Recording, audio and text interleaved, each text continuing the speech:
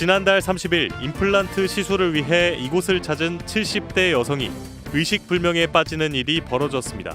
이분 같은 경우에는 임플란트를 상악이랑 하악이랑 여러 개를 심은 케이스였고 수면 마취를 했었고요. 어느 정도 연세가 있으신 고령의 환자셨고 전신질환이 있었는지는 제가 확실히 좀 기억이 안 납니다. 아마 있으셨을 확률이 좀 높았겠죠. 약간의 당이라든지 이런 것들은 보통 이제 나이가 연세가 있으시면 다 있으시니까 안타깝게도 이제 그런 사고가 일어났는데 이게 사실은 뉴스가 와전이 된 게 수면 마취를 해서 그렇게 됐다라고 와전이 됐어요. 정확히 말하면은 국소 마취에서 조금 더 문제가 있었다고 보는 게 타당해요. 여러 가지 종류의 이제 마취제가 있어요. 근데 치과에서 제일 많이 쓰는 게 리도카인이라는 게 있고 아티카인이라는 게 있습니다. 근데 이제 아티카인은 분자량이 더 작아요. 리도카인보다. 그래가지고 이것 때문에 우리가 마취 효율이 높다라고 얘기를 해요. 그런데 완벽하게 밝혀진 거는 아니지만 아티카인은 약간의 독성이 있다라고 얘기를 합니다. 아티카인은 리도카인보다도 훨씬 더 조심스럽게 용량을 조절을 해서 써야 되는데 용량보다도 훨씬 더 많이 쓰버리게 되었다. 원장님, 그러면 그 치과에서는 수면 마취 자체가 위험한 건가요? 수면 마취 자체는 사실은 아까 전에도 말씀드린 것처럼 그렇게까지 위험하지는 않습니다. 수면 마취도 사실 종류가 여러 가지 있는데 크게 이제 세 가지를 많이 쓰거든요. 미다졸람이라는 게 있고 케타민이라는 게 있고 프로포폴은 많이들 아시죠? 우유 주사. 치과에서는 보통 미다졸람을 많이 씁니다. 미다졸람은요 굉장히 빨리 작용을 하고 또 반감기가 굉장히 짧아가지고 그 작용이 금방 끝납니다. 게다가 이거는 플루마제닐이라고 하는 길항제도 있어요.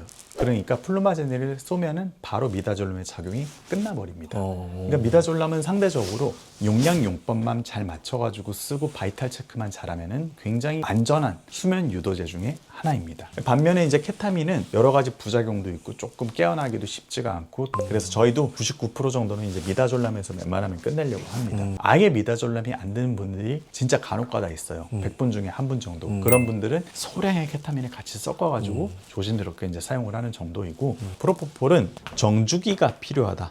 라는 점이 있습니다. 이게 무슨 소리냐면은 특정량을 계속해서 주입을 해줘야 된다는 소리예요. 그리고 두 번째로 이게 위험한 이유는 호흡을 저하시켜요.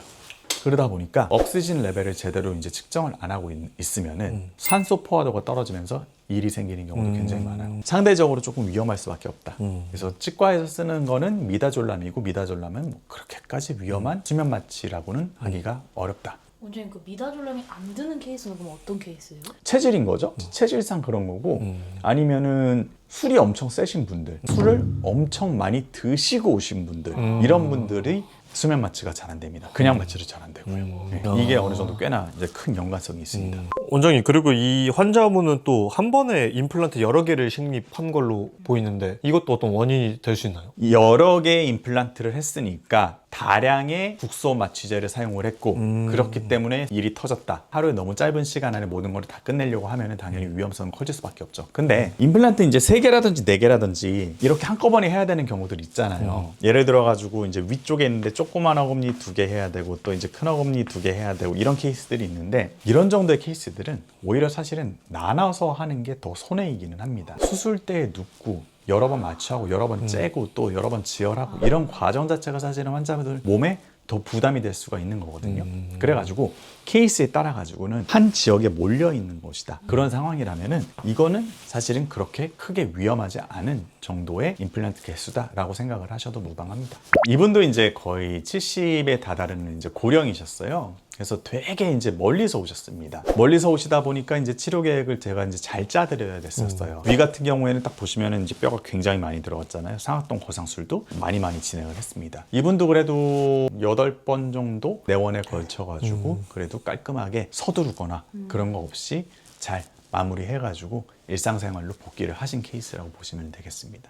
원장님, 그러면 그 다수의 임플란트를 해야 되면 뭐 식립 위치도 중요하지만 환자의 전신 상태 이런 것도 많이 영향을 끼치나요? 엄청 끼치죠. 그래서 정신병력을 반드시 물어봐야 되는데 일단은 고지혈증 있으면 항응고제를 드시잖아요. 그러면은 결국에는 지혈이 잘 안 되는 거거든요. 그럼 지혈 문제도 있을 수가 있고 그리고 당뇨가 있으시게 되면은 기본적으로 이제 감염도 잘 되시고 지혈도 잘 안 되시고 이런 문제가 있을 수가 있고 골다공증 주사를 맞고 계신 경우에는 뼈가 아무는 과정, 그 다이내믹 자체가 깨져 있는 상태이기 때문에 임플란트가 잘 안 붙는 경우가 굉장히 많고요. 정말 희박한 확률이지만 골괴사증이 생길 수가 있어요. 치아를 뽑거나 임플란트를 씻거나 이런 과정에서 뼈를 건드리는 순간에 완전 폭탄처럼 돼버리는 현상이 생길 수도 있는 거죠.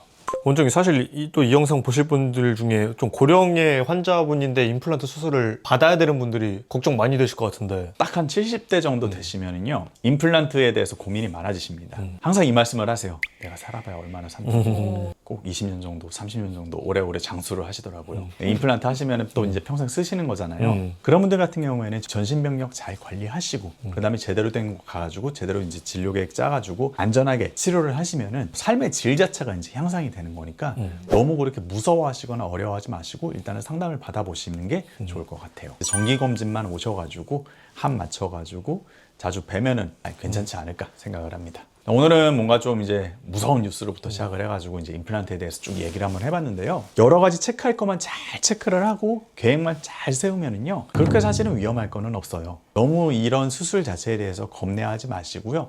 그 뉴스 한 꼭지 이제 들어가지고 모든 것들을 확대 해석하지 마시고 임플란트 여러 개 하실 게 있으면은 이거를 좀 이제 잘 받아가지고 삶의 질을 향상을 시키셨으면 좋겠습니다. 임플란트 아니면 전체 임플란트에 대해서 궁금한 점이 있으시다면 언제든지 댓글로 남겨주시면 답변을 해드리도록 하겠습니다.